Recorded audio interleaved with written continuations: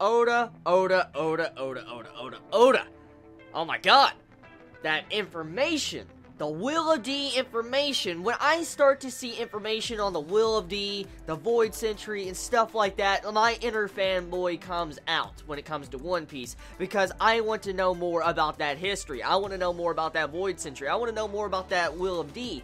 And to see Oda dropping a bombshell in this chapter and actually talking about the Will of D and revealing that the Will of D was actually, at one given time, way off in the past, was a family. They were a family, and it was God's natural enemy, the Celestial Dragon's enemy. And so, interesting to find out that the Will of D was actually at one time a family in the past. Why was the Will of D God's natural enemy? That is the question we all have to wonder. We know how the Celestial Dragons are. They're very greedy. They think they're a higher status. They think they're fucking gods. I mean, they want any person they want as a slave. They can get anybody they want and turn them into a slave, stuff like that. I mean, but why? Why was the Will of D God's natural enemy? What happened in the past? And that right there, just finding out more information about how the Will of D at one given time most likely fought the Celestial Dragons, that's intriguing. That's really intriguing. And it's starting to explain why the Celestial Dragons kind of fear the Will of D, or the D in someone's name, like for instance, Monkey D. Luffy.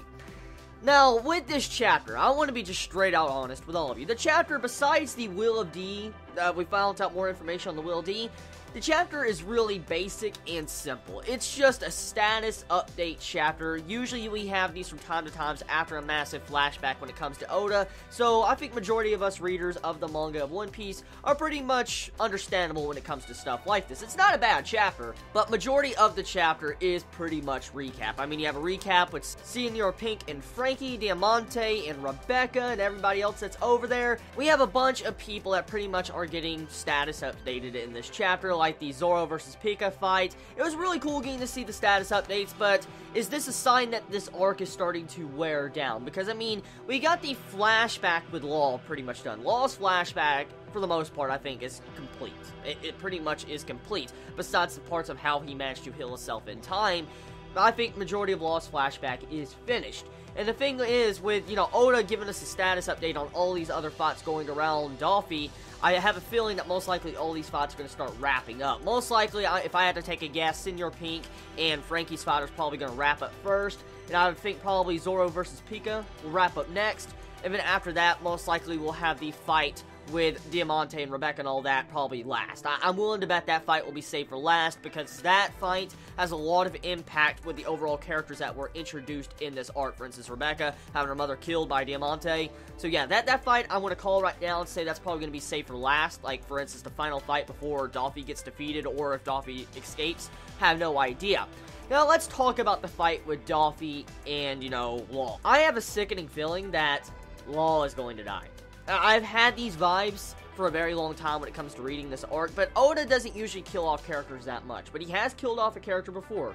Ace, for instance. And I feel like I'm getting, like, a vibe where Law might die in this arc, because he's pushing Doffy to the brink of madness. Like, Doffy is getting very pissed off in this chapter. These past chapters, Doffy is getting enraged and angry. And the only reason why Doffy has not killed Law to this very point is because he's holding back, because he wants to train Law to actually use the power of the Devil Fruit to make him immortal, pretty much. But the thing is, Doffy doesn't want to actually kill Law, put the Devil Fruit in someone else, because he would have to retrain someone from the ground up, like at a very early age. So right there, it just goes to show you and prove that pretty much Doffy doesn't want to actually kill Law. But, I mean, if Law continues to push him to the point to where he's pissed off, who's to say that this man Doffy, that was actually able to kill his own brother and kill his father in cold blood, will not kill Law?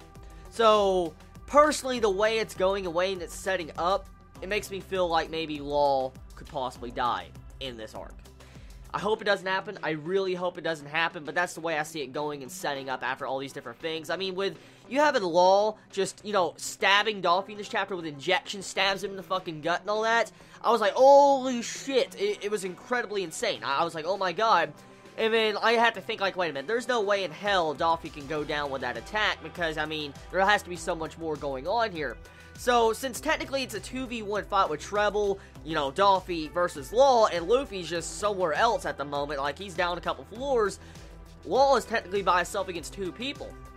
And the thing is that Law, we've already been shown a couple times in this arc that Law can't really fight Doffy face to face. I mean, look what we saw at the beginning part of this arc with Greenbit and stuff. Law got his ass crushed by freaking Doffy, and that Treble wasn't even there. So, I mean, we gotta figure and factor in these key little things, because Law really is not doing so well. I mean, he may have gotten a hit on Doffy and put an injection on him and stabbed him through, but I highly doubt Doffy is that weakened. So we'll have to see exactly where that goes. For the chapter, for the most part, it was a good chapter. Very basic and simple, but it was necessary. It was definitely necessary after all these weeks of constant flashbacks with Law and Rosinante. We needed the status update. So, if I had to rate this chapter, I would give the chapter a 7.5.